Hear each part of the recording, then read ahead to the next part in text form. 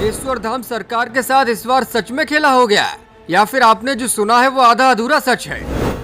नागपुर में हुआ विवाद, लोग कहने लगे पंडित धीरेन्द्र शास्त्री का झूठ पकड़ा गया, वो अपना प्रोग्राम छोड़कर भाग गए। बागेश्वर धाम की पोल खोलने का दावा कितना सच और कितना झूठ, हम करेंगे पड़ताल। बाबा बागेश्वर धाम की बढ़ती हुई लोकप्रियता और पूरे देश से लेकर विदेशों तक में हो रहे चमत्कारों के बाद अब कई संस्थाएं पंडित धीरेन्द्र शास्त्री के पीछे पड़ गई हैं। कोई इसे बाबा के खिलाफ साजिश कह रहा है तो कोई कह रहा है कि बाबा की पोल अब खुल चुकी है। नागपुर में 2 दिन पहले हुए विवाद की गूंज पूरे देश में सुनाई दे रही है।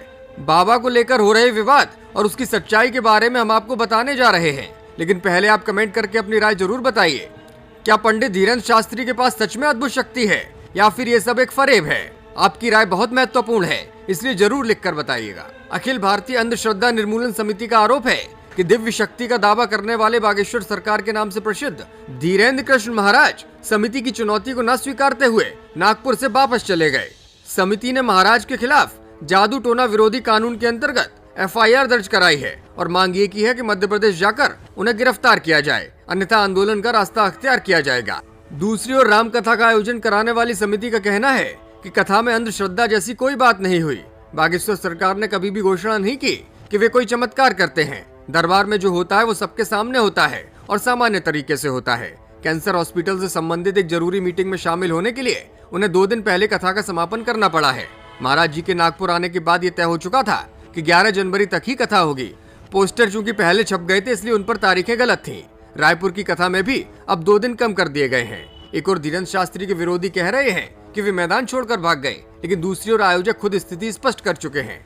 कार्यक्रम शुरू होने से पहले ही 11 तारीख तक का ही था और सफलतापूर्वक पूरा भी हुआ।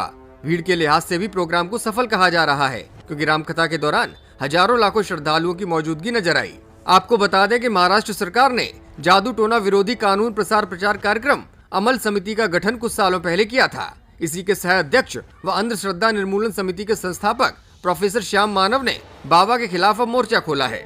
खास बात यह है कि सरकार के ही कई मंत्री और नेता बागेश्वर धाम के कार्यक्रमों में लगातार आते रहे हैं और बाबा का आशीर्वाद लेते रहे हैं, लेकिन अब सरकार की ही समिति के सदस्य बाबा के खिलाफ आवाज उठा रहे हैं। पत्रकारों से बातचीत करते हुए श्याम मानव ने कहा कि 9 जनवरी को समिति ने महाराज जी को चुनौती दी थी कि वे समिति द्वारा लाए गए लोगों के नाम, उम्र और उनके मोबाइल नंबर बता दें या फिर दूसरे रूम में रखी 10 चीजों के बारे में जनता को माइक से बताएं।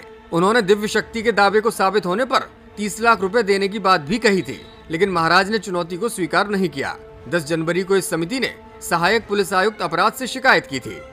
बागेश्वर सरकार की कथा में देवेंद्र फडणवीस और नितिन गडकरी जैसे कई वरिष्ठ नेता शामिल हुए थे। ऐसे में समिति पर भी सवाल उठ रहे हैं। एक तरफ समिति के पदाधिकारी आरोप लगा रहे हैं तो दूसरी ओर सरकार के जिम्मेदार तमाम नेता कथा में जाकर उनका समर्थन कर रहे हैं। इसका जवाब समिति के पास नहीं है। वहीं कथा आयोजकों का स्पष्ट कहना है कि अंधश्रद्धा निर्मूलन समिति के पदाधिकारी सस्ती लोकप्रियता के लिए सब स्टंट कर रहे हैं। बाबा कोई भी चमत्कार नहीं दिखाते और जो कुछ भी करते हैं वो जनता के सामने करते हैं, ना ही कोई झूठा दावा करते हैं। ब्यूरो रिपोर्ट, मीडिया हलचल।